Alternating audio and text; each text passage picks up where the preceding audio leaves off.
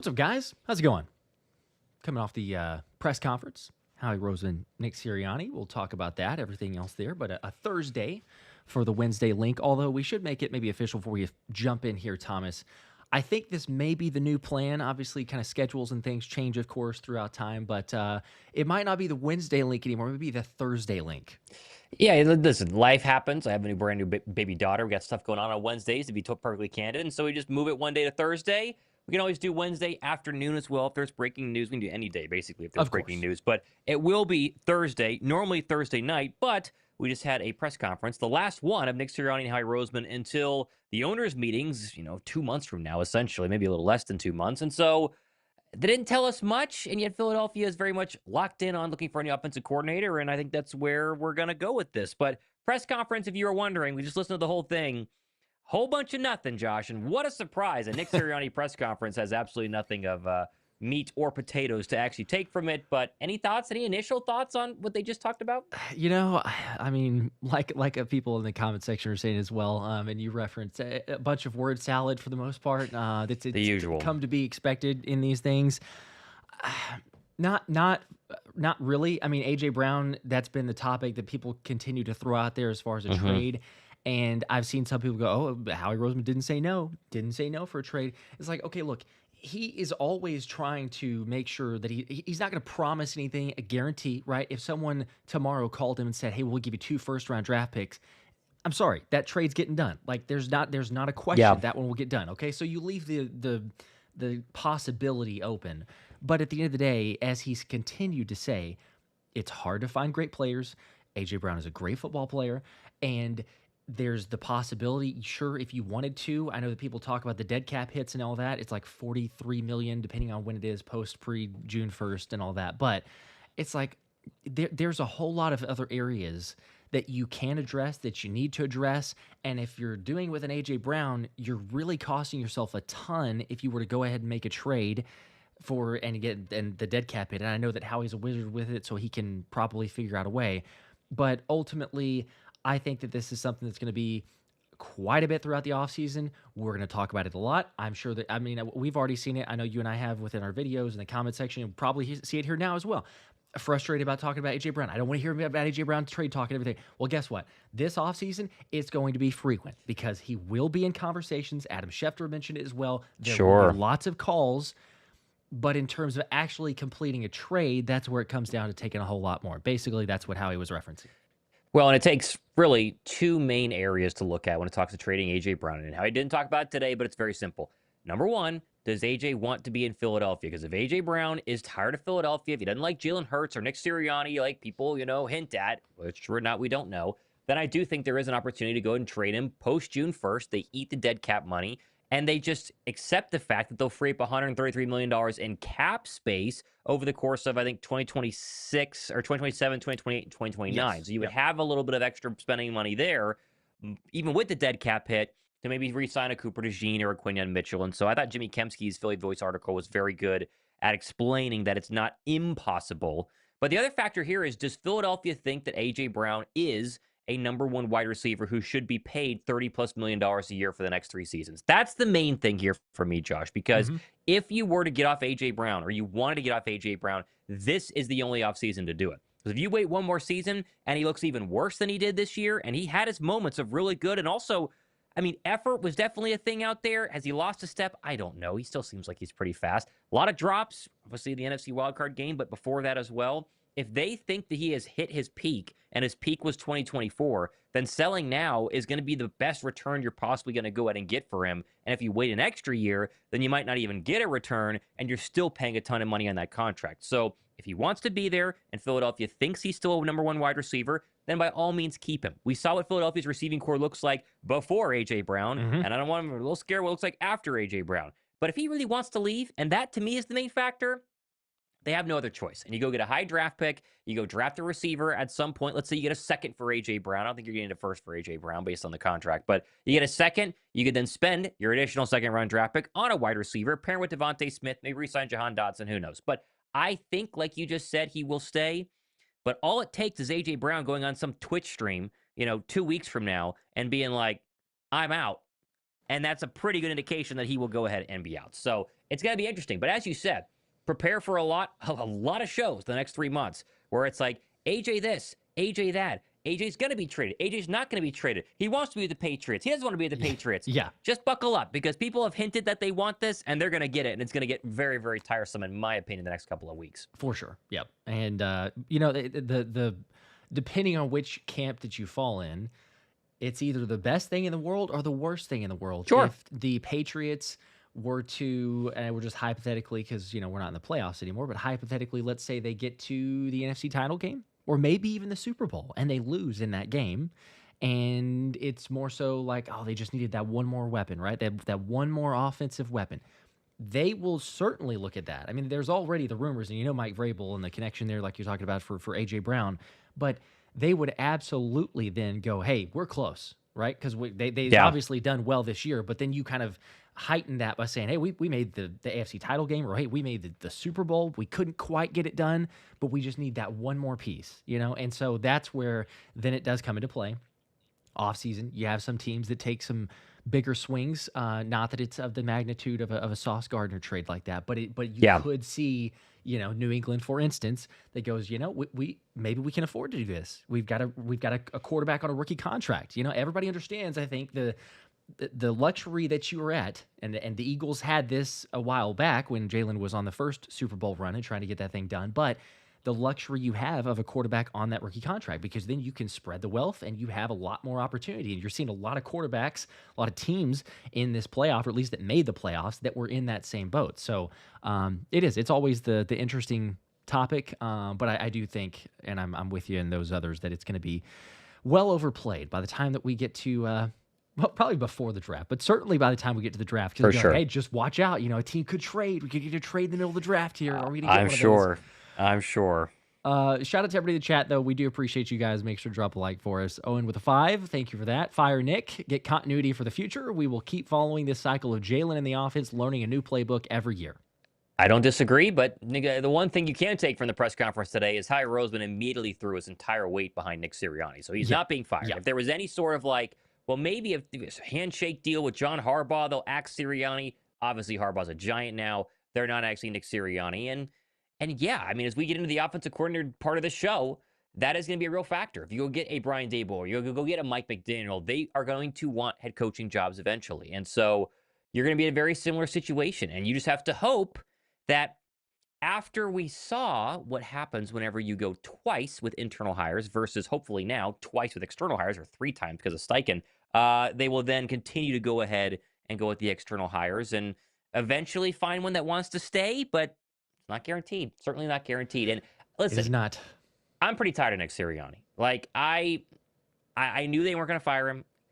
I just don't understand how you can be the head coach of a football team and not make basic changes to an offense that everybody in this chat right now can see. That you just cannot find a way for 19 straight weeks, 18 straight weeks, whatever it was going to the wild card game, to change things up. To, call some more explosive plays, to call some more unique plays, to run more under center play action pass, to throw more across the middle, to scheme guys open. He's not capable of doing it. And whether he truly is this great, CEO head coach that everybody loves, which, even that can be a little bit debated. That seems to be some mixed signals from different players before and after playing in Philadelphia. I just don't know if it's worth keeping long term because these same things go ahead and keep popping up. Now, he won a Super Bowl. And when he has the right coordinators, he clearly is capable of leading Philadelphia to Super Bowls. But as the comment just said, if this is what's going to happen each week after week after week, then, or month or year after year after year, eventually people are going to get really, really tired of it. They already are, but they said today it's not going to happen. No, he's going to be here. And, I don't want to be, I know that you're not saying this either. I don't want to be the knee-jerk reaction of sorts, because it was whenever 2023, the collapse happened, then it's like, fire Nick. We were both saying the same thing. We were on board. You need to move on. You need to get your head coach who can call plays. We said the exact same thing. They did not do that. And when they won the Super Bowl, I admitted it very quickly as well. And we're kind of the same, but hey, look, they won. That was it the right decision? Yeah, at the end of the day, that one was, because we got a Super Bowl out of it. And it's the trade-off that you take if they're able to do that. But the question is, the longevity, if you want to have sustained success, it does feel like in today's NFL, it's more difficult of if you're that CEO head coach. Yeah, Like, sure. okay, John Harbaugh just got hired by the Giants. Do I think that that's a good hire? Yes, it's good for the Giants. It's better than what they've had for sure. But John Harbaugh has won 4 playoff games of the last 13 years. He's not the one calling plays. That's a very good The point. success that you see for most of the teams are guys that are calling plays. Andy Reid won a Super Bowl or multiple Super Bowls, obviously, with the Chiefs. He's calling plays. He's not having Yeah. somebody else there. That consistency is year in and year out. And so you see that for a lot of teams that actually can either get to the big game, let alone just win it, but get to the game. And it's a lot of times that consistency to say, hey, you're going to have some offensive weapons, but you're going to have guys that come and go, right? You have injuries, you have trades, draft picks, all this other stuff. You know that. But if you have the constant of the offense is being called by one particular guy, then you should, hopefully, and you can see that, have the sustainability. Now, at least the Eagles have that on the defensive side, right? Like, it's the biggest blessing in the world. Yes. We can all say that for Vic Fangio. That's phenomenal. But it's like you're as much money, as many assets are spent on that offensive side of the ball to not have just a form of competence. It feels like a waste, and I think it is a waste to not be able to do that. So, I don't know. Like, I believe that there's something in terms of the leadership, the connecting with players that we all can't see because we're not behind the scenes. There's enough because the players stand up for him. But I do agree of the same sentiment that, yes, this will be the vicious cycle that we live in. It will be the case unless they hire, I don't know who it is, the Vic Fangio of sorts, right? We talked about Todd Monken, but then the fear, the concern was, well, John Harbaugh was going to probably follow him, and he will be at the Giants. And so I would say, too, that's why the Giants is such a good hiring. John Harbaugh, good leader, CEO, head coach. The reason it's a really good hiring is because Monken goes with him. So the Giants, better state right there for them. But for sure, I don't know. It's the same issue, the same situation. If we're a year from now or a little bit over a year from now, it's like, hey, they won another Super Bowl, right? And Brian Daboll's going to get a head coaching job, or Mike McDaniel's going to get another head coaching job. We'll live with that, but then it'll be the same thing. Like, all right, who are they hiring now? Who's that next guy? It shouldn't be the internal hire, but then you're so late in the game, as we have seen 2 seasons now. I don't know. It's a difficulty. Gary, member for 19 months. Appreciate that, man. Says, with Dallas leaving and potentially AJ, I'd like to see us peruse someone like Sadiq in the draft. He kind of checks 2 boxes of need there, and then bolster the O-line. Yeah, the Oregon tight end Sadiq is going to be a hot name. Although I don't know if Philly goes tight end round 1 because of what Gary said at the end there, bolster the offensive line. It does seem like Philadelphia. I saw a tweet that said the Eagles' first-round draft pick will not weigh anything less than 290 pounds, right? They're going to go get some sort of big defensive lineman or offensive lineman at the position. But they definitely need a tight end. I think free agency is going to be interesting. Kyle Pitts was a name we talked about at the NFL trade deadline. I'd be very interested in him because of the upside. He'd probably be very cheap as well because he didn't perform very well in Atlanta. But that's the beauty of the offseason, right? And the first big major domino that we need to follow, though, is offensive coordinator. And that, to me, is going to tell us a whole bunch about what Philadelphia is going to think about in the NFL draft and in the NFL free agency period and at the NFL combine before the draft. Who they get at offensive coordinator, to me, is one of the most interesting offseason storylines we've had in a long time. Like, I don't even remember it being this interesting for the Kellen Moore situation. It was just kind of like, okay, yeah, Kellen Moore, interesting. We weren't super pumped. I think we all were like, oh, that's better than Brian Johnson. This feels like an opportunity to go get a really, really serious name. And there are some serious names out there that if they can land one of them, I think a lot of Eagle fans are going to be very excited about what this offense looks like in 2026. Yeah, well, and because I think that the other part that goes into it is, like, we remember that the Eagles got Kellen Moore before the Saquon Barkley. So it was like, cool, we got an OC, but there's some elements of it that we're not sure what that's going to look like. Then you added Saquon Barkley, like, oh my gosh, like, hang on. What? We got an experienced play caller who then can implement these things. Right now, the Eagles have those weapons, and it is like, okay, who are they going to go with? Now, personally, and I've said this as of even 2-3 weeks ago, Todd Monken was my favorite choice. He's no longer going to be available. He's going to the Giants. But now you've got the favorites out there. According to reports, sounds like it's Brian Daboll, Mike McDaniel, possibly Cliff Kingsbury has been mentioned on those. Kevin Stefanski, kind of, but he feels like a head coach job eventually. Yeah. He's going to land that. So if you're looking at kind of those 3 names that I mentioned beforehand, as much as I personally have been like, scheme wise, I don't really see it fitting well. Personnel, the vibes of the building, Sirianni, like there's just a lot of things that are off. But they say the reports. I think Ian Rappaport was the first one, and then there's been a couple others of this clean break, so to speak, that they're asking from the Sirianni scheme, the system being very different. You look at that and think there probably is not a more like polarizing opposite side of that offensive scheme than Mike McDaniel. Because I mean, you look at the pre-snap motion rates, you look at the formations, you look at how the operation being faster, which we've been as slow as can possibly be. It's very different to have a Mike McDaniel. He's not been towards the top of my list, but just in terms of having, hey, you know what, you want to go crazy different, he would be at the top of my list. And I there's at least the intrigue to say, what would that look like? I don't know if it would be like, oh my gosh, it's the most dominant offense ever, but I would be curious with the playmakers that we have, assuming that, you know, they're all still here and there's no trades like we were talking about that way. But if they are, because you've seen what he's able to do and kind of elevate talent elsewhere.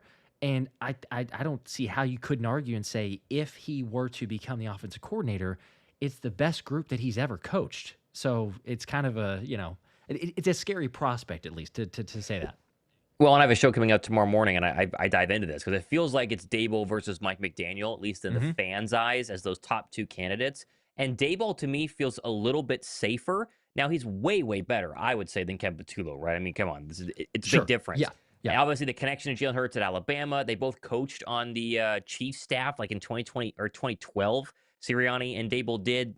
Sirianni said that he's, Daboll's a mentor, right? But to me, Daboll would be the safe hire that would kind of gel with Nick Sirianni. And then Mike McDaniel would be the one that you just mentioned. It's polar opposite, right? Do they actually mesh? Their personalities are very different. Like McDaniel's this very oddball, but I see him as their true offensive genius. And I see him coming in, changing everything, and really trying to make Philadelphia's offense as modern as possible. And you go back to the 2022 Dolphins, the 2023 Dolphins, a little bit of 2024, but they had the Hill injuries and the drama. Never had a great offensive line either.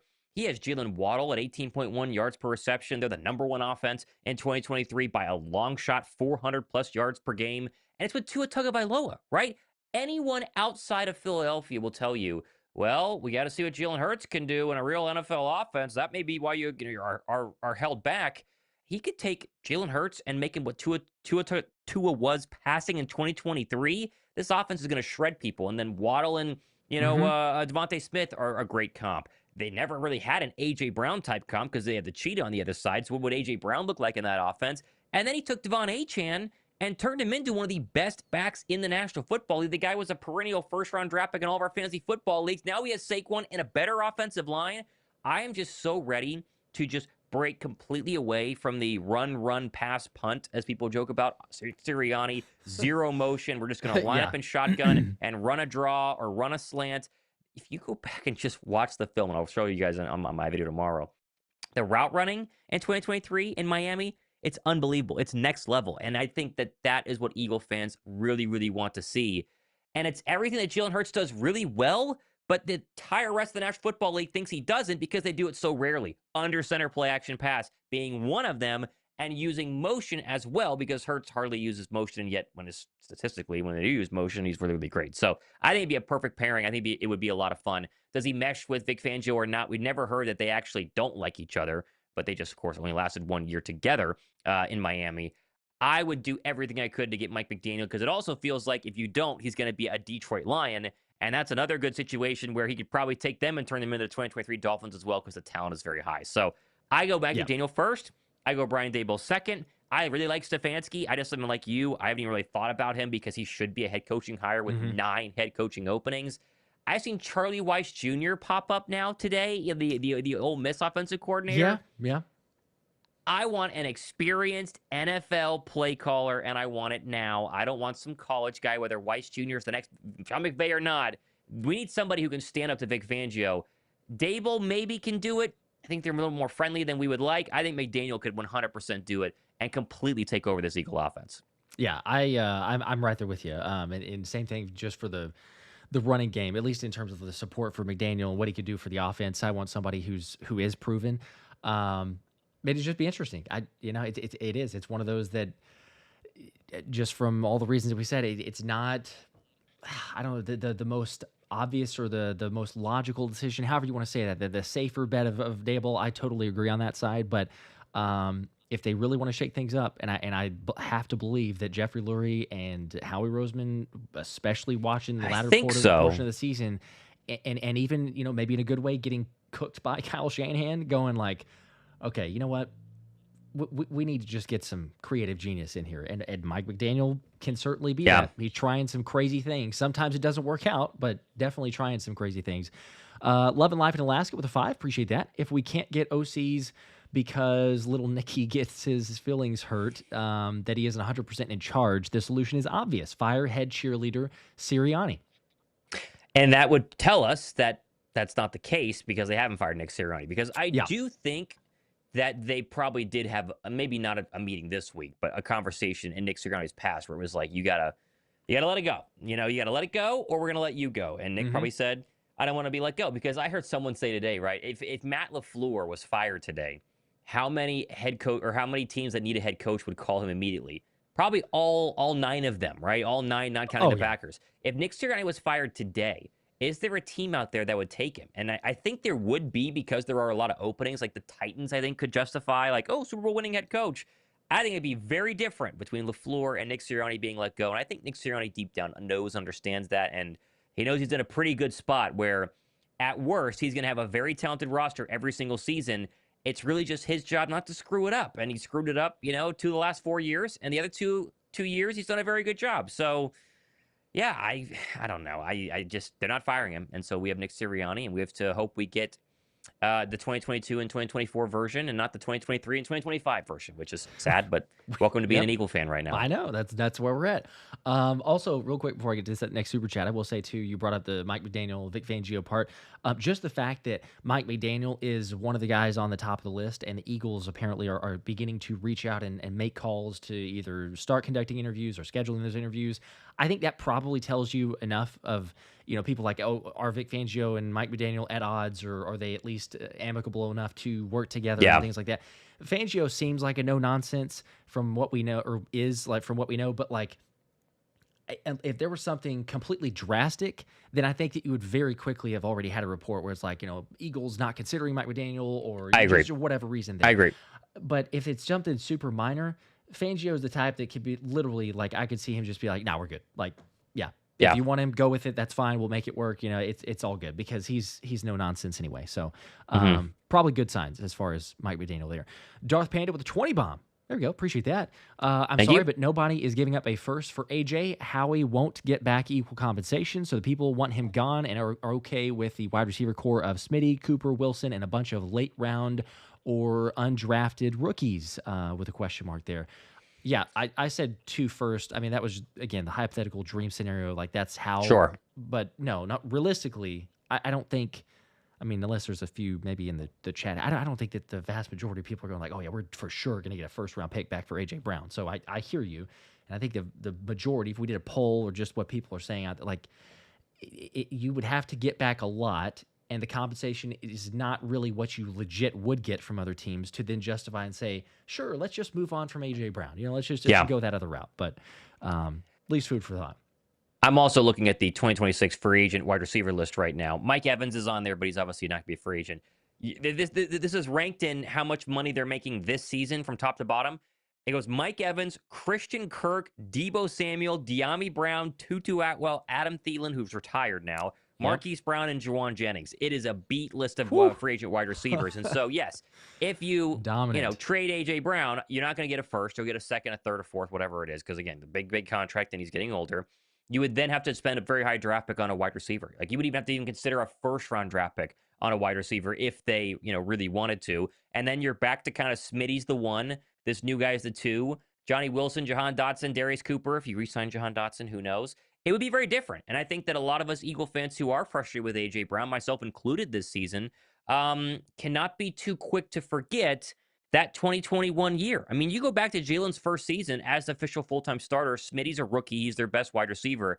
And even though Jalen's passing game has dramatically improved, and I think that they could obviously win games without A.J. Brown, 2021 versus 2022 night and day. I mean, it Oh is yeah, yeah. literally night and day with how defenses have to play you. And that also goes into why it's so frustrating watching the Eagles offense, because it should be a scenario where they have to pick their poison. And this season, you didn't have to pick any poison because you could stop the run by just having five or four in the Hmm. box. And you could really single up A.J. Brown because he's just running an out route or a go route. There's not a lot of creativity there. And even if he beat you on a go route, he dropped a lot of passes. So we need to get back to the point where there is no way to stop the Eagle offense, because they're either going to run it down your throat for 1 billion yards, or they're going to hit A.J. Brown and Devontae Smith over the top, because they didn't have that in 2025, but they did in 2024. Yeah, night and day difference. That's 100% there. Yo Rio with the 2 though. I think AJ's future is decided by who the next OC is, which could certainly be a part of Sure. it. I mean, Howie's Sure. the ultimate decision maker. But Right. yes, if you hire an OC and he's, I don't know, for whatever reason, he's like, hey, I don't really need him, or Howie maybe ask him the question. Let's talk through how you're using. But you figure that you're going into it already like in those interviews, because you want to assess like what the guy's going to be like. Okay, what are your plans? So who would your staff be? What's the system? How do you utilize these players? All this other stuff. So I would envision that the future, the hope for Howie and the rest of the organization is like, we want to have AJ here. So you're probably talking to an OC or hiring an OC who actually does have plans to use him. But that is fair. I mean, to a certain point, if the OC didn't want to and the Eagles were set on moving on from him, then maybe that would play a factor. But Jim with a 2, if AJ leaves, thoughts on signing Dotson?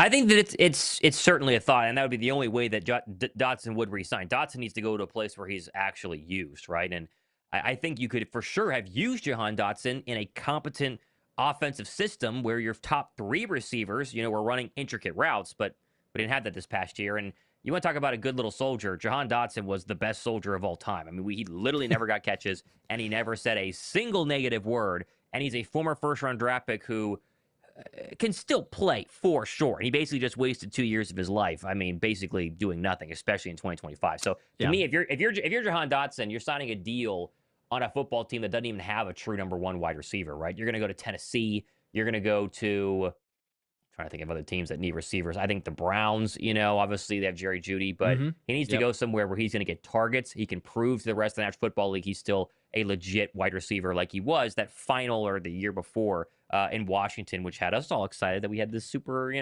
impressive wide receiver 3, and they just never used him. It was, yeah. You never know Pittsburgh. I obviously have DK Metcalf, but they're in in need of him some DK wide would be receivers. great. So yes, it is a good. I like that. It is a good point though. What you brought up there, that the going through the list of wide receivers in free agency, it's at least rough. Sounding like it's working out potentially well for Jahan Dotson, because you could look at that and immediately go, I mean, he's like one of your top options if you're wanting to sign somebody and bring him to your team. So maybe he gets a contract. Well deserved if he can. Yeah, if he can get that. So for sure. Joshua Davis with a 20 bomb. This is my burner apparently. I don't remember typing this, but Fly Eagles Fly on the road to a new OC. Fly Eagles Fly. Oh, I see. I think it's probably meant to be sung that way. Good riddance to KP. He made us score low. Now we can score high and watch our Eagles fly. Fly Eagles Fly. Feel the coaching vacancy. EAGLES. Very creative.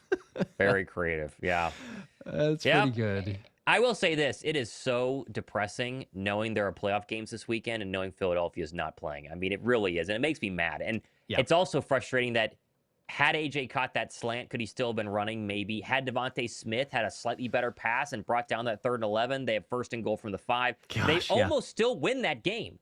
And the only reason I am not tearing my hair out in absolute rage every single day this week before the divisional round is that now we do get a chance at Mike McDaniel, and we do get a chance at, Brian Daboll, because had they lost in the divisional round, maybe there's still time, but then we're discussing, well, Kevin Patullo won a playoff game. Maybe Jalen Hurts needs back-to-back offensive coordinators for the same, it's like, at least now we get a real shot at the cream of the crop. And I think the second that they get a big name, it's going to further prove that big name people realize that Philadelphia is a great place to go. Mike McDaniel, there's a report out there saying he would definitely consider a great offensive coordinator position versus a bad head coaching job. You want to be the Browns head coach and go 3-15 or 16, whatever the number is, or do you want to be the Detroit Lions or Philadelphia Eagles head coach, where you're going to go to the postseason in your first year, you're going to have elite talent on your entire offensive roster, and you could win a Super Bowl and then get a head coaching job for a bunch of money? That's the other factor here, right? Head coaches make more money than offensive coordinators, but if you have already made head coaching money like Mike McDaniel,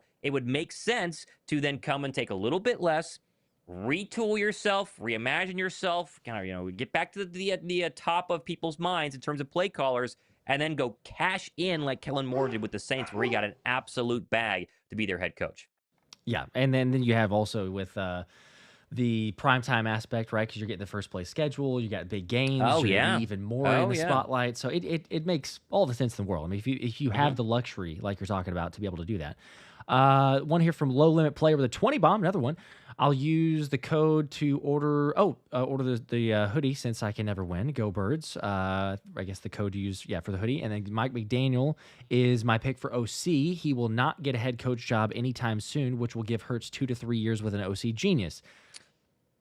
I think Mike McDaniel would get a head coach job pretty quick if he balls out in Philadelphia. Would be my guess. I gotta see if my code still works for. I think he's talking about the hoodies, the Birds Pro hoodies. I'm trying to. I know that the first one was a one and done sort of thing, but let me see. I will check it right now, and I'll tell you if this code works. If not, then just wait and for the next time I do it, which will be eventually here. No, it does not. So there is no code right now, but I'm sure we'll do another one. So just stay tuned. I'll announce it on the show one of these weeks. There we go. Got you covered. I agree though. I think it's a one and done for him if he does well. He's proven enough to be an offensive guru, and if he does it with Philly, there's going to be someone, any team out there possible. So, okay, let's go ahead and get rid of our guy and get somebody else there. Danny with a 2. Thoughts on reports of Charlie Weiss for Junior for the OC? Yeah, I just went in a little mini Twitter argument with Nice and the Fanatics John Kincaid, who I actually like as a host. I think he's much better than a lot of the other ones, but still a radio host who likes to have his have his opinion and let it be known. He would made the argument that Charlie Weiss Jr. is this genius offensive mind and doesn't matter, he didn't have NFL play calling, and you got to get him in here because oh my gosh, he's going to be the next Sean McVay.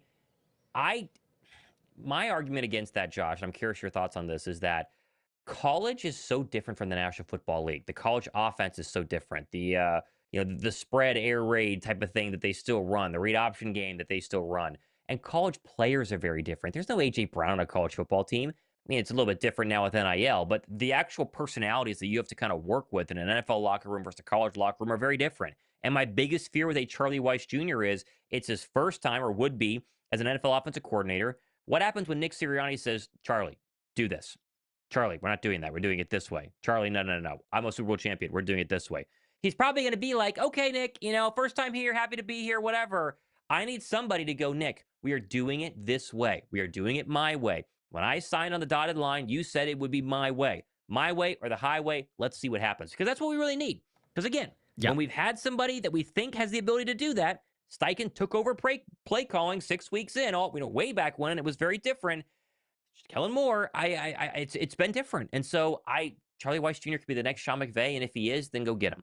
But can you prove to me that he's going to be that? Can you guarantee me that he's going to be that? No. I know what I'm getting with Mike McDaniel. I'm getting everything that Nick Sirianni is not with Mike McDaniel. And for that reason, I'm out on Charlie Weiss Jr. And if I miss out on a superstar, can you blame me? Because I just think it's too big of a risk right now. No, I can't. I wouldn't blame you at all. Because it's again, if he hits, he's not becoming the next head coach. If he hits, you're winning another Super Bowl, and you're making some deep playoff runs. And Nick Sirianni is staying as that head coach. So eventually, he's getting poached anyway. I mean, you're looking at like, okay, what? Oh, but we have more sustained success for maybe a little bit. Like the NFL, they take chances so quickly. If you have success and it's a young candidate, they're going to go, great, hey, because maybe it is the next Sean McVay. And the Eagles wouldn't be firing him there. But also, I think just looking at it from like the logical standpoint of the reports that we've been getting, you see, I think Mike Garafolo and others confirm this, the Eagles taking a big swing at a candidate. Yeah, no offense to Charlie, that's not a big swing. It's not a big swing at all. It's a you could try to justify it. Yeah, but it's a big swing because it's a risk. It's a risk. It's not a big swing. The way that thing was worded was a big swing at a big name candidate, at a OC who really gets people's attention. Now Charlie would get the attention, but again, not for the reason that we're talking about. So you got to look at those big names. As we say, Mike McDaniel, Brian Daboll, Kevin Stefanski, those type of guys. And so that is why I say, you go with someone else. I think that for, like you said too, a guy who can kind of stand up to possibly Nick Sirianni, even the players kind of resting on, or not resting on, but kind of calling back to, hey, look, here's my resume, here's what I've done.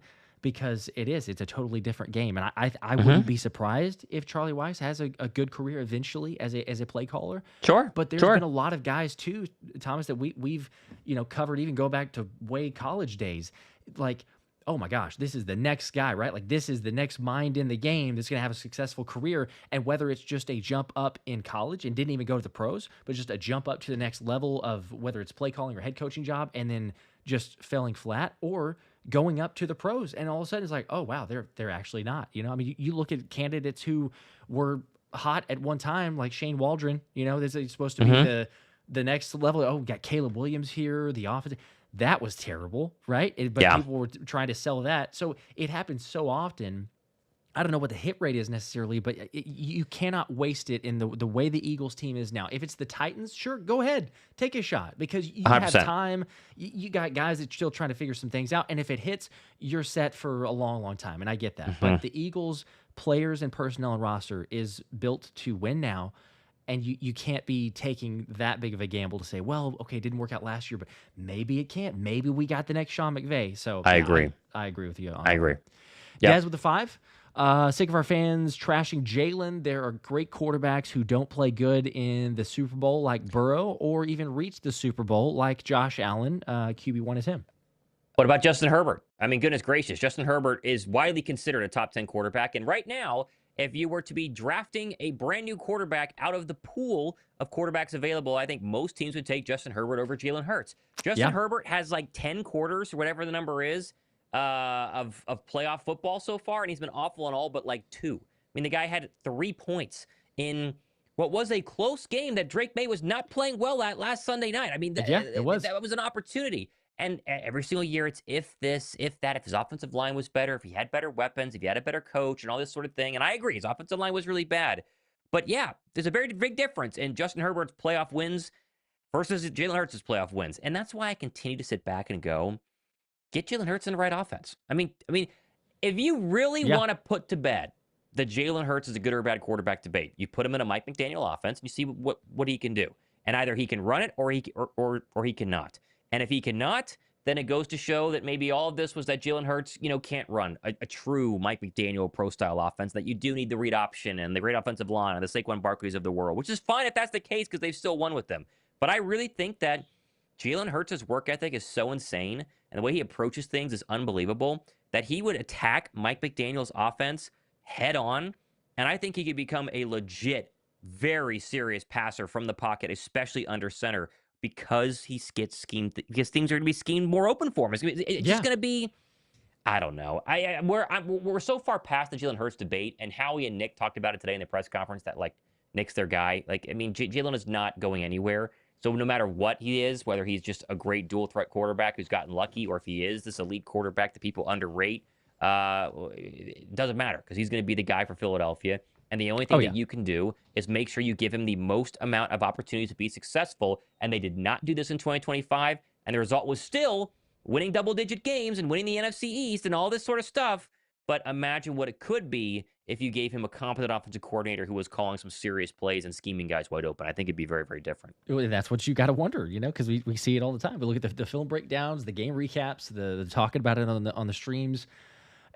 The amount of success that he's had with the off and on different coordinators, not able to establish anything, and then even a lot of times not good calls to begin with, yet he's having to make these hero throws or just take advantage of limited options, things like that.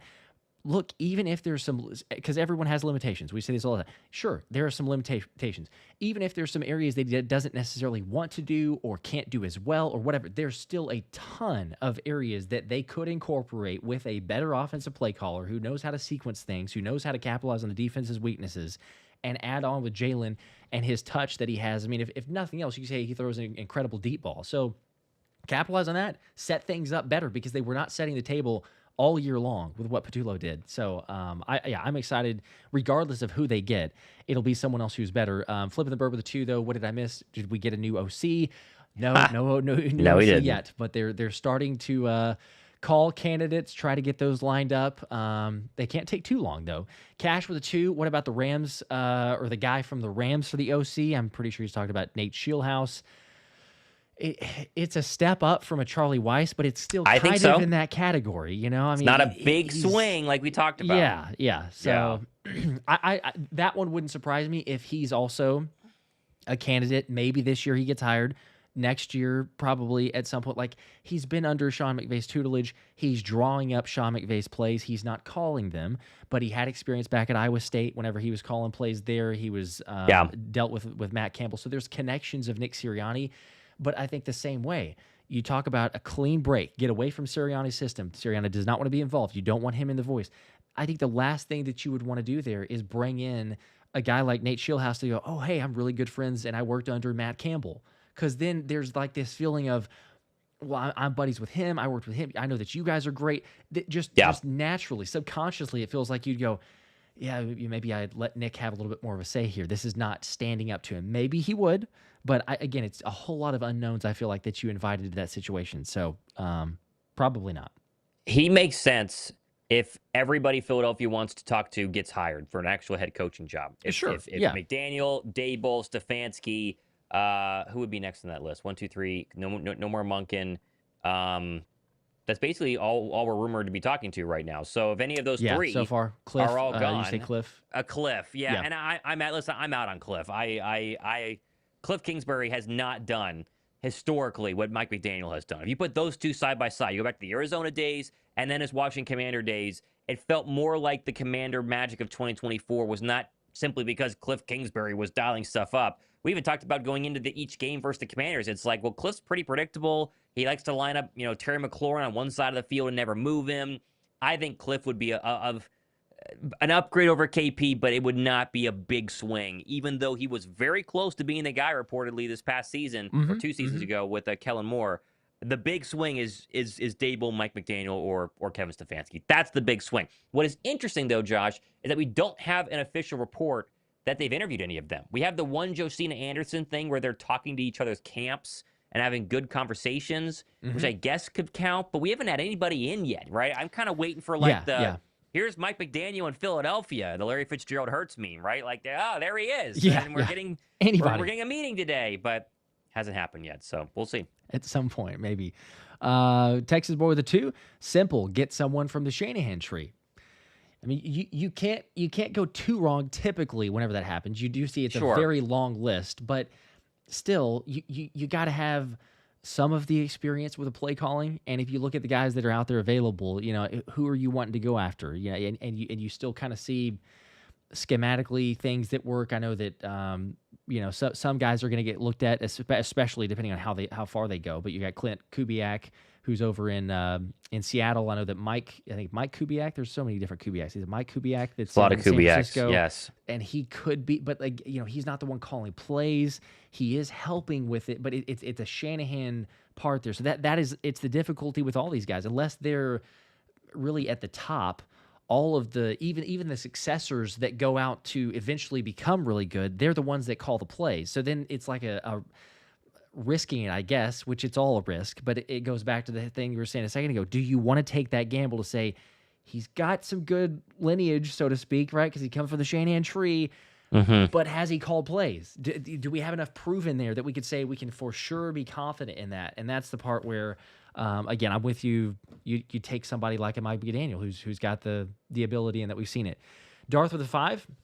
Daboll is the safe pick. Like we were saying earlier, McDaniel would challenge Jalen and the offense to grow and get better. I agree. I think we should start that movement, Josh. Right? The safe pick is Brian Daboll. The fun pick is Mike McDaniel. That's where I'm standing right now today. And I said a couple days ago, I was like, probably Daboll because the Jalen Hurts connection. The Jalen Hurts connection 10 years ago? It's like, okay, I mean, sure, right? But you tell me that Mike McDaniel can't be BFFs with Jalen Hurts as well? I mean, it's.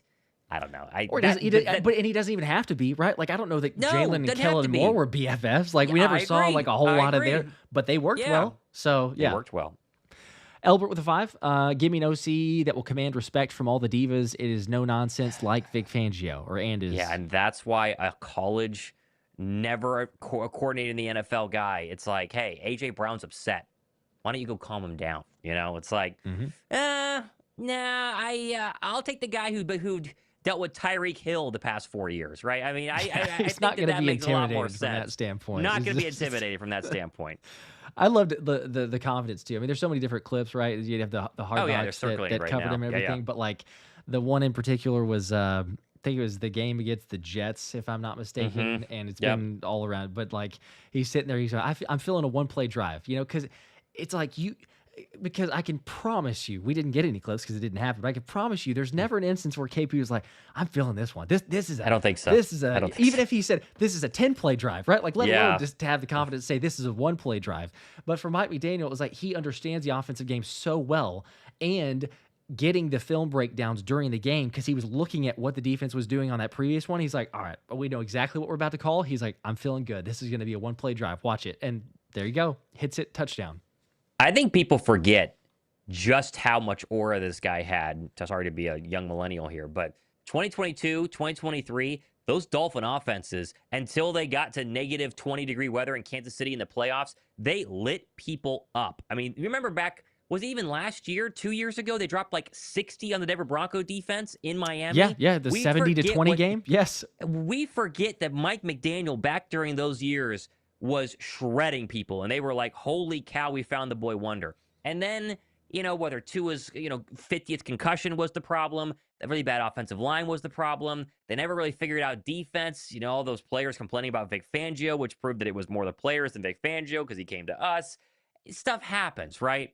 But I do think that the magic of those 2 seasons where they were shredding people has got to be the most exciting option for Philadelphia, because if that offense was in Philadelphia this year, Josh, the Eagles probably lose maybe 1 or 2 games off of flukes, and they beat the 49ers by 30 because our defense is still ready to roll. Our offense, if it's even half as good as what Mike McDaniel did during those times, is probably going back to the NFC title game early and often in his Eagles tenure. Well, yeah, and I think that, we were both saying this too. It's like you could have even kept the same offense that they had because we saw semblances of it. You just needed a play caller to sequence things better, and you still probably are for sure winning against the Niners, but probably at least making the title game at the very least.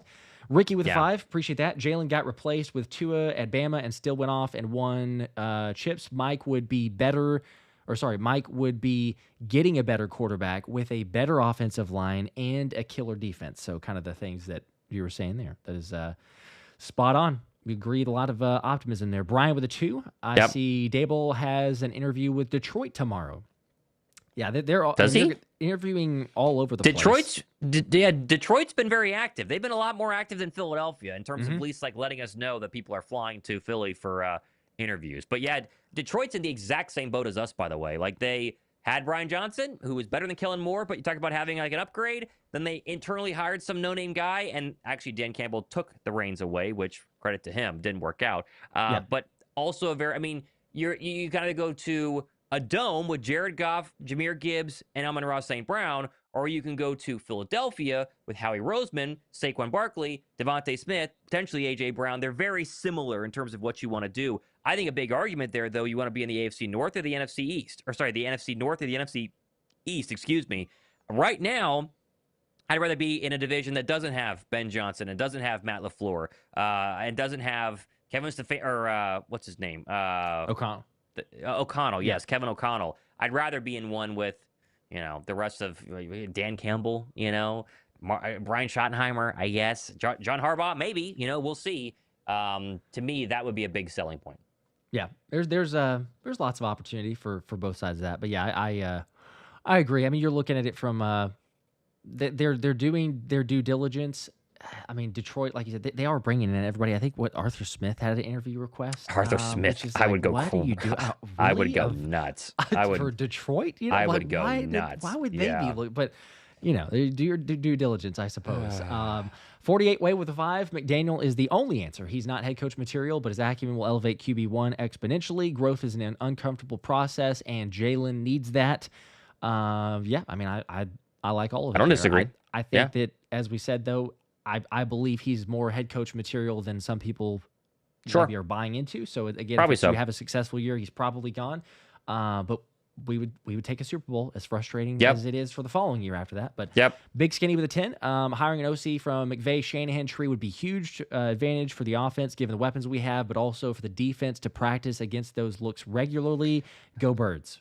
It's pretty amazing that the defense was as good as it was when they practiced against, go balls and stop routes, 59% of the time. And it makes me think back to when you and I went to training camp that one day and the offense didn't play very well. And we were kind of like, well, defense is supposed to be better in training camp. I think the reality That's what they're saying. Defense was always going to be better in training camp because the offense was so bad, but we just didn't know back then how bad it was going to be, Yeah. Well, and I think Cam Jurgens was the first one that said it, and then Jalen kind of echoed it, and a couple other guys was like, the defense has all their stuff installed. We're still going through some things. And, all right, well, it happened that way the whole year. We're still trying to install some things, try to figure some stuff out. But Cam with a 2, AJ, and a 1st for Justin Jefferson. Thoughts? I've seen that. I almost brought it up on my show tomorrow, but we'll see if I do. I don't know how the cap would work on that. I think it's insane.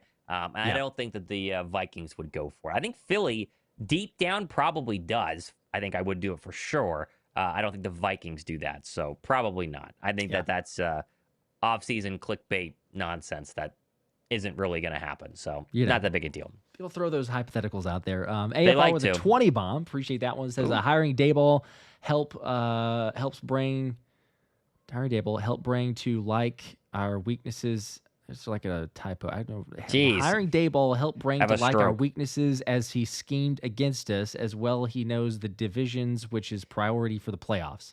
Okay, I see what he's saying. Yeah, so he schemed Okay. against Jalen Hurts, so he knows what Jalen Hurts needs to work on to be better. That's fair. Sure.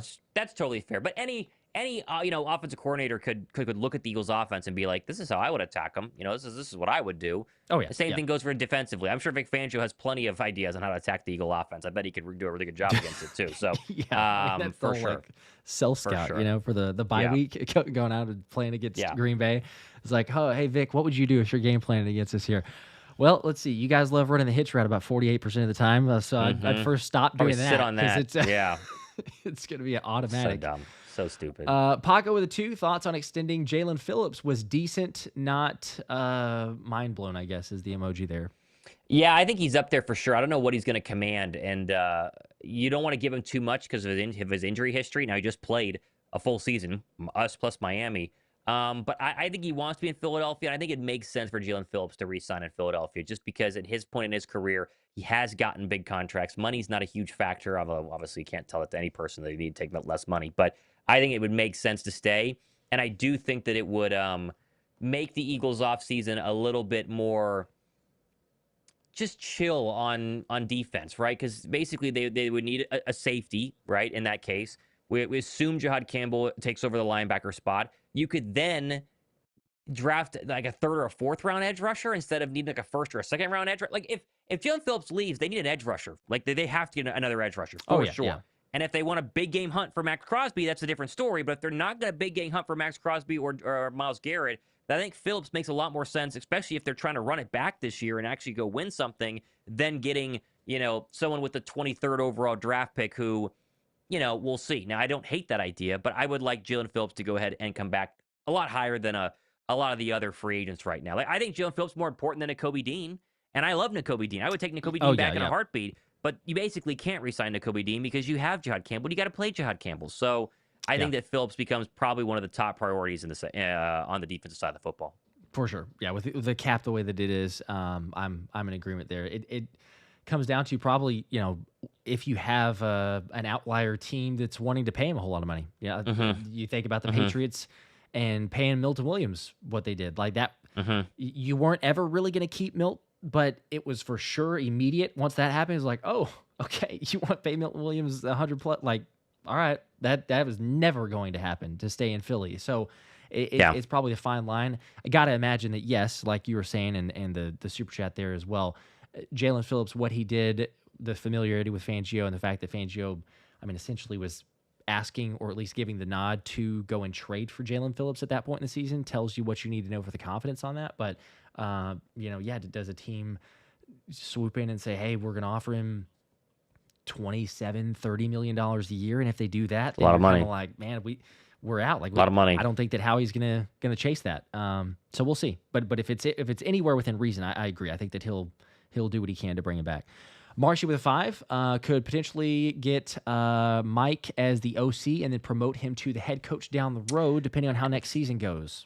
Yeah, that's what everyone wants to do. The problem is that you would need like an absolute collapse from Nick Sirianni, but there's no way to know that if the reason they were losing was because of Nick Sirianni, because in that case, Nick Sirianni doesn't have any control of the offense or the defense. So you would have to internally fire him.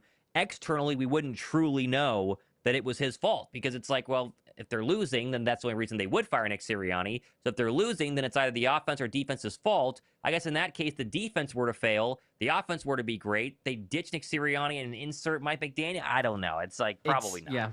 It's like Sirianni's so insulated now because of that, which is like it's a good thing and a bad thing, because you do want him to be insulated so that he's away from those sides of the ball and the X's and O's.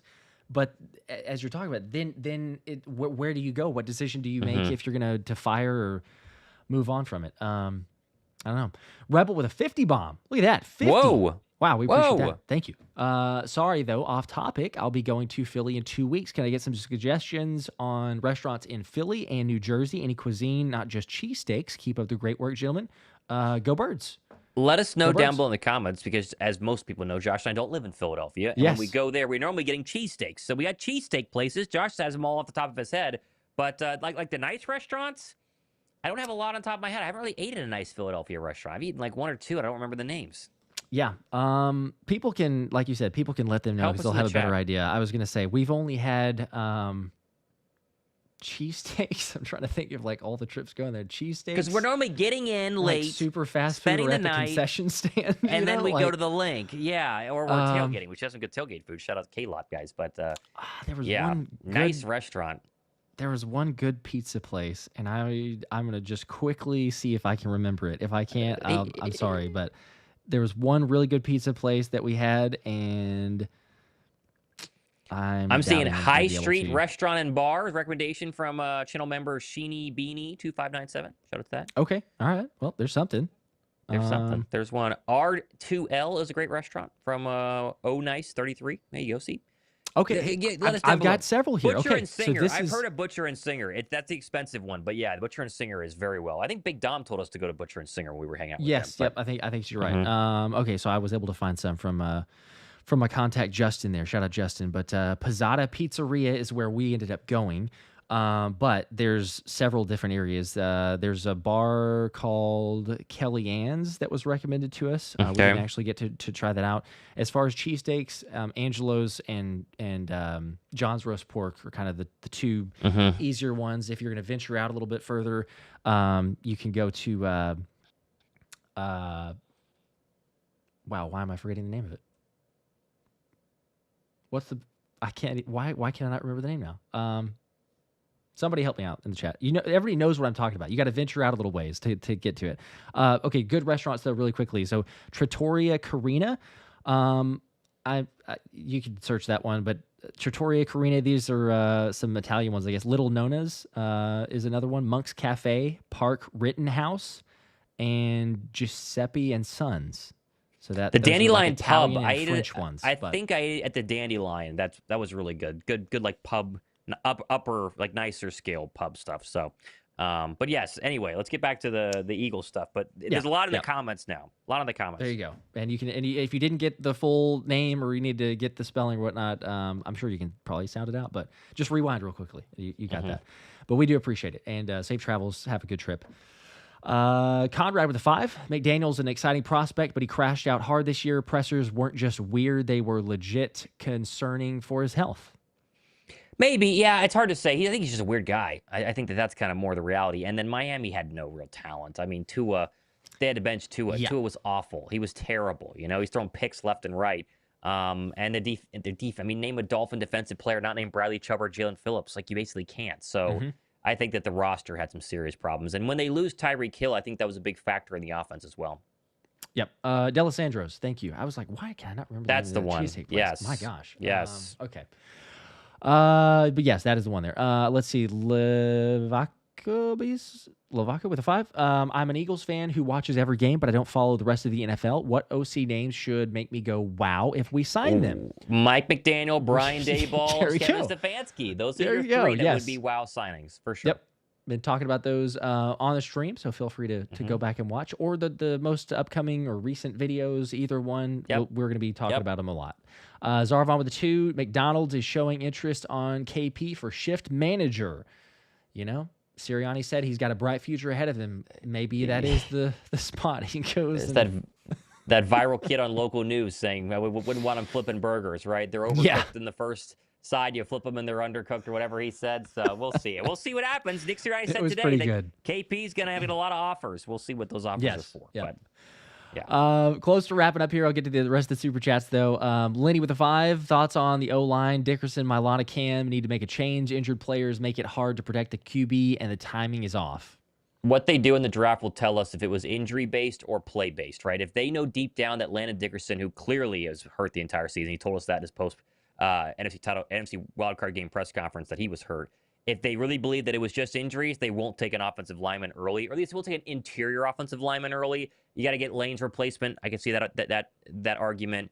But if they go O-line at 23 and it's left guard, I think that's going to, or center, right? It's going to really tell you, like, okay, see you, Cam Jurgens, which is hard because they signed him to an extension. But that, to me, is the big indication. I could see them getting some free agent offensive linemen to kind of bolster the pack.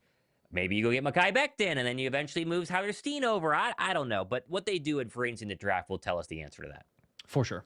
Nice with a 5. Us losing to San Francisco had to happen. If we would have got to the Super Bowl, I think they would have considered KP returning, but my top candidate is Daboll. Okay. There you go. Yeah, and that's the one bright spot, is that we now get this coaching search, and that's what I'm hanging my hat on, is that if they would have made the Super Bowl, they probably do keep Ken Patullo. There was a report saying even if they had it, he would have gotten fired. That's true, yeah. But by then, you're not getting Daboll, McDaniel, or Stefanski, right? You are going to you're probably promoting Scott Loeffler. It would probably be the actual answer if they fired Ken Patullo. So I agree. There's a bright spot to everything. You can't win every single year, and maybe we're going to win in the end by getting a competent offensive coordinator. Yes. Dagger with a 2. Fangio, I'm sorry, I got Digital Print House with a 2 first. Fangio has a good relationship with Mike McDaniel. He'll vouch. Okay, well, there you go. Yeah, and I'm sure he will. Yeah, and we kind of said that too. The fact that he's even getting reported there is all that you need to know. Dagger though with a 5. Mike usually has, you mentioned the 60-point game. Mike usually has high offensive numbers early in the year. My question: how his offense has looked in November, December? Well, when you live in Miami and practice in Miami, I think it makes a big difference because it's like 75 right now in Miami. But I think if you've been in Philadelphia with players who have also been in Philadelphia, I think it would make a big difference. Now, that is fair. That is the argument, is they would go to Kansas City and they'd score 10 points or something like that. But I think that's more of a tribute to the players in Miami versus, Mike McDaniel not coaching well in the cold weather. Like a scheme part. Yeah, I agree. Yeah. And just specifically for the month question, I mean, you can go back and look, and it's not as drastic as a Cliff Kingsbury fall off. You look at a lot of times, and it's like, oh, they play good in the first half of the year, and then they do fall off. Mike McDaniel is more of that ebb and flow. It's as Thomas was saying too. It's the temperature, but you can make a case for teams that play in a dome. Yeah, I think that there was a stat the other day. That's fair. Teams that are based in the dome who play in road playoff games that are under 40 degrees were like 1-17 or something like that over the last 18 games. So it makes Rams this difference. Weekend in Chicago. Chicago. That's Keep an eye. That's Chicago's best chance. That's their best chance. The weather. Who would have thought if Chicago pulls off that upset, even though they're at home, but if they do. Mr. Benjamin with a 5. McDaniel's playbook is 80% screens and behind the lines scrimmage plays. That's not AJ and Smith's strengths. Daboll seems a better fit. Yeah, I don't know. I don't know if that's true. I think when I think of Mike McDaniel, I'm thinking of under center, play action pass, receivers are in bunch formations, they're crossing each other, and they're hitting Waddle deep down the field, or Tyreek Hill with a catch and run. They're trying to get their receivers the football in space with room to go and get yards after catch. And that's what Philadelphia did. Nothing of the sorts this season. I mean, the amount of run after catches that A.J. Brown had that weren't 5-yard stop routes where he stiff-armed a guy to the ground and then ran after the catch was like no actual plays that I can remember. So I see that more. Now, I think Philadelphia is a terrible screen team that needs to get better at it, because I think Saquon Barkley in a screen game, Dallas Goedert in a screen game, Devontae Smith in a screen game could be really, really good. So I think that's actually spinning into a positive would make a lot of sense. Yeah, I agree with that one as well. Eric with a 5. Love your guys' shows. I look forward to your guys' videos every day. Thank you for that. What positions do you guys think we were prioritized in the draft? Depends again what they do in free agency. Depends about if they trade AJ Brown, receiver is going to vault up there, right? Offensive line, defensive line also depends on what they think of the injuries on the offensive line and also what happens with Lane Johnson, which they Yep. tried to ask the question today and didn't really answer. And then, of course, what happens with Jalen Phillips. But I think offensive line, defensive line, I think safety is going to be up there as well. There's a Reed Blankenship question, I think, coming up here that we got to talk about, but that's another factor there. But Philadelphia often goes best player available instead of position of need. Jahad Campbell's an example.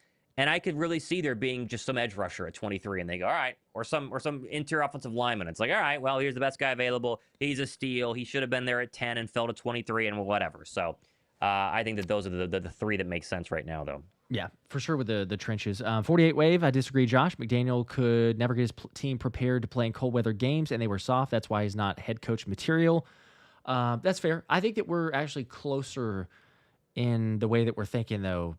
It may be just the semantics of this, but like I'm not saying I personally believe that McDaniel's my favorite head coach or head coach material, or that I would want him the head coach of the Eagles. Offensive coordinator, different story, but I'm saying in terms of around the league, he is head coaching material. I don't view it as much that way, but if he has a successful year, especially as an offensive coordinator, he will get interviews and he's probably going to land back at a head coaching job just because a creative, unique offense is more than enough to give him another shot. Isaac with a 5, assuming AJ stays. Who would you draft in the first round of the offensive line? We talked about that a second ago, but again, I think trenches makes the most sense for me personally. But yes, best player available. It could be a number of guys. Rachel with a 5. Rumor is KP may be the mole that put the negative comments out that Jalen is whining about not getting credit per Richard. I have seen that. There's no way to know, right? There's no way to know. Yep. That to me seems pretty low, though. If Ken Patullo's the one out there leaking that Jalen Hurts stinks, that's a very hard thing to sell to when Jalen Hurts just won the MVP of a Super Bowl the year prior with a different offensive coordinator. So that would be very interesting. But I don't know. I never met Ken Patullo, right? I have no surely idea. He wouldn't be in the building anymore, right, Thomas? Like, I don't care how Sirianni feels about it. Like, if that got leaked, and it's like, hold up, there's like no way. There's no way I could envision where they're like, well, maybe KP's not going to be fired. Maybe we're going to keep him around here and he'll be back to the pass game coordinator because he's not out of the building yet. He's not the offensive coordinator, but he's not out of the building. If that was leaked by him, I feel like he would already be gone. Again, it could have been. We don't know. It's just speculation, but I don't know. It's a mess to begin with, which is why I think he's not going to be there for too much long anyway. Bob the Lobster with a 2. Bob, appreciate that. Please bring back Blankenship. He's a captain. Yeah, and I saw people reply to that saying that he stinks in coverage. I would bring back Reed Blankenship for the right price, but I would also bring back Marcus Epps. Like if they're not going to draft a safety, they need to have 3, right? You have Nakobe, right? Year 2 Nakobe, we'll see. Blankenship or Epps, or they have a draft pick, right? Or like a young rookie. Because I think you need to have an option there because you don't want Sidney Brown, right? Sidney Brown. No, you do not. We're good on Sidney Brown. So I would bring back Reed. I think he would want to come back, keep the exciting whites together, him and Cooper DeJean. And I don't think he'd be very expensive. And while I don't think that he was great this year, I don't think he was that bad. I think people are just thinking of the Chris McCaffrey, wide receiver pass from Juwan Jennings. And they like, Reed should have followed McCaffrey, which he should have. But I think overall Reed is highly respected in that locker room. And I think a lot of people around the NFL also agree. The question Reed has to answer is, does he want to stay in Philadelphia for less money, or does he want to go get a big bag? The same question that Kobe Dean has, right? You've never been paid. You want to get that money. You want to set your wife and your kids up for life. $10 million a year versus $2 million a year is a massive jump. I've never made either of that amount of money, but I would take the 10 over the 2 if I had not made that much money. I think it'd be a very, very difficult decision. Yeah, we can all do the math there. I think everybody's taking that 10 over the 2. Scott with the 2. Greg Roman got Lamar going best using the run game. I've seen people throw out Greg Roman personally. He just doesn't do it for me. It's not that sexy. It's like when it works, it's kind of like, okay, cool. It's like it's just kind of some solid, to me anyway. I feel like it's just some solid fundamentals, some solid basics that they run. But it feels like when it doesn't work, and there's been certain times, I mean, obviously why he's back in the carousel, but like it's past year, it's super basic, it's super vanilla. And so to me, I think the biggest difference, whenever even Lamar talked about this, of Todd Monken coming out and taking over at that point, he said he finally gave him control of the offense. A lot of times with Greg Roman, it was like, here's what we're doing, and this is what we're doing. And it's like, we've seen that, right? We've seen this play out with the Eagles too. I think you want somebody who brings in options for Jalen, but lets him take ownership too. Like, hey, Jalen, you see something that the defense is showing you. Okay, you need to have options to be able to go to. We're not saying that it's like this is the play or there's, it's all excuses on either Jalen or the OC. They're both in it together, but I think that to allow him to kind of dictate terms on what he's seeing on the field just helps him to take that next step offensively. I don't want to get into basic vanilla concepts for the passing game. Frank, I agree. with a 5. Last couple super chats here before we wrap. We signed nine new players. I'm excited about Chance Campbell being on the team. Linebacker Chance Campbell, possibly got some praise from Saquon and others as one of the best practice squad players they've ever played against. Maybe he gets some runs certainly in the preseason if he's still here. I mean, he's obviously the futures contract, but maybe so. Anthony with the 20 bomb. There we go. At this point now, I just want a competent OC in here that knows what he's doing. Keep AJ. Let's see how the new OC applies the weapons. Yeah, I think that is the most likely scenario, is that AJ will stay because of a new OC. And we'll have to wait and see because, again, eventually AJ Brown is going to talk, whether he is on a stream or he's on a podcast, somewhere. Comes on our show. Although AJ Brown told us 2 years ago that he would come on our show after the season, and he did not. So it'd be cool. Maybe it's his time to go ahead and do it, but we'll see. If anyone knows AJ Brown, I don't have his contact information. I think I've talked to agents before, but no, it's hard. He's a hard one to get in touch with. But AJ should come on our show, but all it takes is him coming on our show and being like, deuces, or being like, bro, I'm an Eagle. And then we're like, okay, he's an Eagle. So we'll see. Yeah. Quit asking, but he also said to drop him in fantasy or get rid of him in fantasy, and then look how that turned out afterwards. So, Ethan, no more Publix fried chicken. Do we get cornerback in the draft? Yeah, it didn't work. It worked for a while and then it didn't, but you got to change some things. Corner is another one that makes some sense. Although, again, it's like, are they really going to go first-round cornerback again and forego offensive line? That would just be a surprise to me. I wouldn't hate it. I mean, if you draft another Quinyon Mitchell, like, that's great. But are they really going to have 3 first and second round and slot corner, slot corner, outside and outside before they get another offensive lineman? I'd be surprised. Yep. I would too. Ada Tricks with a 10. Thanks for the discussion, analysis, and breaking news this season. Go Birds, DH always. There we go. It'll be here the entire time during the offseason too. So stick with us because we got to pay our mortgages. So we would appreciate you guys. So you guys make it possible. So thank you for that. Z-Man, the final one at the buzzer here with the 5. It might be a troll. I'm not sure, but it says, so we're all going to sit here and blame Patullo, huh? We lost because our running game never got going. Why? The Madden curse. Barkley got cursed. This might be Patullo's burner or a family member of Patullo. Could be. But he still had 1,000 yards rushing. And again, there were a lot of reasons why Saquon Barkley did not run very well. Sure. Very far down the list is Saquon Barkley himself. The blocking up front was terrible. Kevin Patullo constantly put Grant Calcaterra blocking edges, which was just an insane thing to do. Don't know why. Week after week after week. I think that would be something that a lot of people will underrate the Eagles on going into 2026, is that if they have competence, Saquon could go off, and if Saquon goes off, all bets are off. And again, look at Devon Achane in Mike McDaniel's system. I think that versus what we've seen in Brian Daboll's systems, I think that's kind of an interesting comparison, but I digress. True. Yep. Sometimes familiarity helps, and sometimes it's not a good thing. So we'll see how that plays out. But as always, we'll keep you guys posted. Latest news, if there's anything breaking, of course, we'll jump on a live. Otherwise, lots of videos, recaps, analysis, and all that. But as always, we do appreciate, couldn't do it without you guys. And go Birds. Go Birds.